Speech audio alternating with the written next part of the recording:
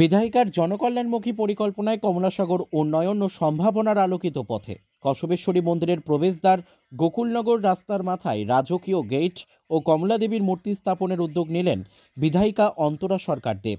নির্বাচনী প্রচারে মানুষের স্বপ্ন, প্রত্যাশা ও সমস্যার কথা শুনে যে সমস্ত প্রতিশ্রুতি দিয়েছিলেন, আজ তিনি প্রতিশ্রুতিগুলি অক্ষরে অক্ষরে পালন করছেন। বিধায়িকা অন্তরা সরকার দেবের নানা উন্নয়নমূলক প্রকল্পে যেমন ভাবে বদলে গেছে কমলাসাগরের প্রধান পর্যটন কেন্দ্র কসবেশ্বরী মন্দির চত্বর, এমনইভাবে বদলে গেছে কমলাসাগরের প্রধান সড়ক সহ বিভিন্ন এলাকার রাস্তাঘাটের চেহারা।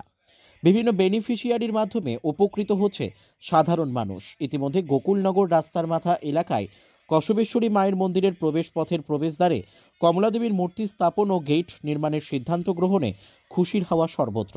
একথায় কমলাসাগরের জনকল্যাণমুখী উন্নয়ন ও ন্যায়ভিত্তিক শাসন প্রতিষ্ঠার লক্ষ্যেই তিনি নিরলস পরিশ্রম করে চলেছেন। তিনি সর্বদাই বলে থাকেন, জনগণের আশীর্বাদ, ভালোবাসা ও অকুণ্ঠ সমর্থনই তার সবচেয়ে বড় শক্তি।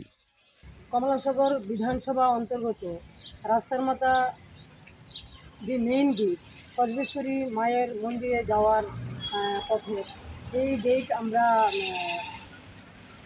ন্যাশনাল হাইওয়েতে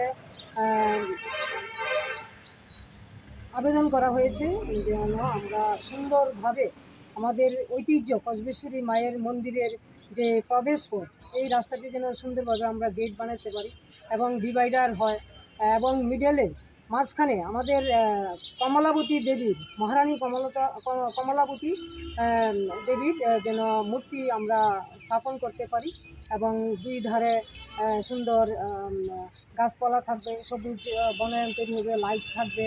আমরা ওই দিশায় কাজ করে যাচ্ছি এবং আমাদের এখানে অটো স্ট্যান্ড আছে, তারাও এখানে দীর্ঘদিন ধরে আছেন, তাদেরও আমরা সাইডে একটা তাদের পার্কের মতো যে অটো গাড়িগুলো থাকতে পারে ওই ব্যবস্থা করার সিদ্ধান্ত নিয়েছি।